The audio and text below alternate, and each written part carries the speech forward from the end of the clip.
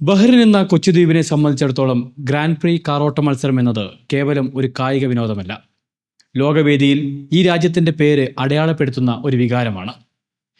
പക്ഷേ 2026 വ്യത്യസ്തമാണ്. മേഖലയിലെ നിലവിലെ സാഹചര്യങ്ങൾ കാരണം സാക്കിർ സർക്യൂട്ടിലെ റേസ് റദ്ദാക്കാൻ ബഹ്റിൻ ഗവൺമെൻറ് നിർബന്ധിതരായിട്ടുണ്ട്. പക്ഷേ ഈ കഥ ഇവിടെ അവസാനിക്കുന്നില്ല എന്നതാണ് യാഥാർത്ഥ്യം. നമസ്കാരം, ഞാൻ പ്രദീപ് പ്രവങ്കര. സ്ട്രേറ്റ് ഫോർവേഡിലേക്ക് സ്വാഗതം. ലോകത്തിലെ ഏറ്റവും വലിയ കായിക മാമാങ്കങ്ങളിൽ ഒന്നാണ് ഫോർമുല 1. 10 ടീമുകൾ, ലോകത്തിലെ ഏറ്റവും വേഗമേറിയ 20 കാറോട്ട ഡ്രൈവർമാർ, കോടിക്കണക്കിന് ഡോളർ വിലമതിക്കുന്ന കാറുകളിൽ 5 ഭൂഖണ്ഡങ്ങളിലായി അവർ ഏറ്റുമുട്ടുന്നു. സീസണിൽ ഉടനീളം 1.5 ബില്യൺ ആളുകളാണ് ഈ അനിശ്ചിതത്വം നിറഞ്ഞ പോരാട്ടം കാണാനായി എത്തുന്നത്.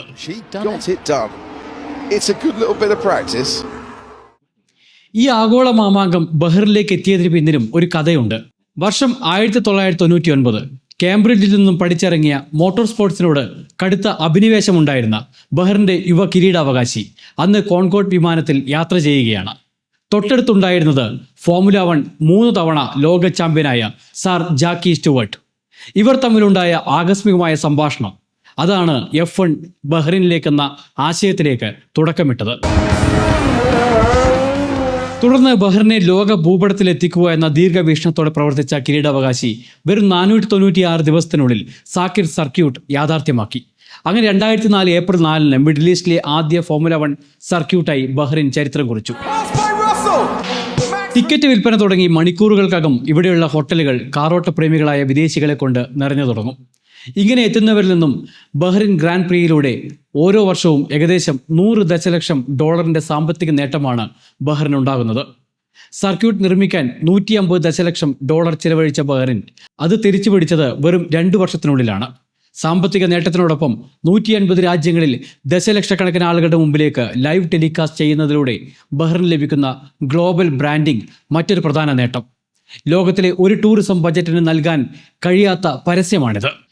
2014 ബഹ്റിനിലെ F1 യാത്രയുടെ 10ാം വാർഷികത്തിൽ കിരീടാവകാശി ഷെയ്ഖ് സൽമാൻ റേസിന്റെ മുഖച്ഛായ തന്നെ മാറ്റിയ ഒരു തീരുമാനമെടുത്തു. അദ്ദേഹം ബഹ്റിൻ കാറോട്ട മത്സരത്തെ വെളിച്ചത്തിൽ കുളിപ്പിച്ച ഒരു നൈറ്റ് റേസാക്കി മാറ്റി. സർക്യൂട്ടിന് ചുറ്റും 495 ലൈറ്റിംഗ് പോളുകൾ സ്ഥാപിച്ചു. വർഷങ്ങളായി ഇരുട്ടിൽ കിടന്നിരുന്ന സാക്കിറിലെ മരുഭൂമി പെട്ടെന്ന് ഒരു നഗരം പോലെ പ്രകാശഭരിതമായി.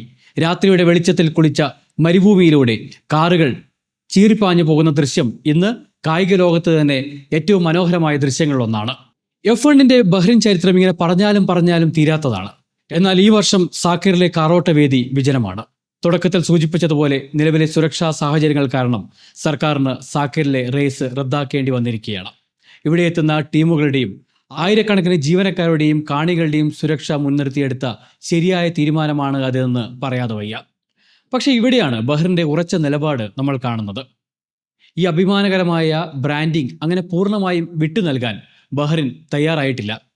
കിരീടാവകാശിയും പ്രധാനമന്ത്രിയുമായ ഷെയ്ഖ് സൽമാന്റെ ഉന്നതതല ഇടപെടലിലൂടെ ചരിത്രത്തിൽ ആദ്യമായി ഒരു പുതിയ തീരുമാനം F1ൽ വന്നിരിക്കുകയാണ്.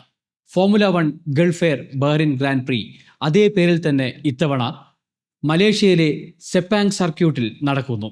സാക്കിറിൽ നിന്നും 3700 മൈൽ അകലെയാണെങ്കിലും മത്സരത്തിന്റെ പേരും സാമ്പത്തിക നേട്ടങ്ങളും സ്പോൺസർഷിപ്പ് അവകാശങ്ങളും ബഹ്റിൻ നിലനിർത്തിക്കൊണ്ടാണ് ഈ തീരുമാനം വന്നിരിക്കുന്നത്. ഇതോടൊപ്പം ബഹ്റിൽ നിന്നുള്ള ആരാധകരെ മലേഷ്യയിലെത്തിക്കാനായി ബഹ്റിന്റെ ദേശീയ വിമാന കമ്പനിയായ ഗൾഫ് എയർ പ്രത്യേക വിമാന സർവീസുകളും ട്രാവൽ പാക്കേജുകളും പ്രഖ്യാപിക്കാനും സാധ്യതയേറെയാണ്. അങ്ങനെയെങ്കിൽ പ്രവാസികളടക്കം നിരവധി പേർ ബഹ്റിൽ നിന്നും മലേഷ്യയിലേക്ക് F1 മത്സരം കാണാനായി പറക്കും. ഞങ്ങൾ സജ്ജരാണ്, ഞങ്ങൾക്ക് അതിനുള്ള ശേഷിയുണ്ട്, ഞങ്ങൾ ഇവിടെ തന്നെയുണ്ട് എന്ന് ലോകത്തോട് ബഹ്റിൻ വിളിച്ചു പറയുന്ന സന്ദേശമാണ് ഫോർമുല 1 കാറോട്ട മത്സരം. ആ സന്ദേശം മലേഷ്യയിലെ സെപ്പാങ്ങിൽ നിന്നുമായിരിക്കും ഇത്തവണ മുഴങ്ങിക്കേൾക്കുന്നത് എന്ന് മാത്രം. ഇതൊരു റേസ് മാത്രമല്ല, ലോകത്തിലെ ഏറ്റവും വലിയ വേദികളിൽ സ്വന്തം സ്ഥാനം ഉറപ്പിക്കാൻ ഒരു കൊച്ചു രാജ്യം നടത്തുന്ന 22 വർഷത്തെ പ്രതിബദ്ധതയാണ്. ഈ വർഷം സാക്കിറിലെ വെളിച്ചം അണഞ്ഞിരിക്കാം.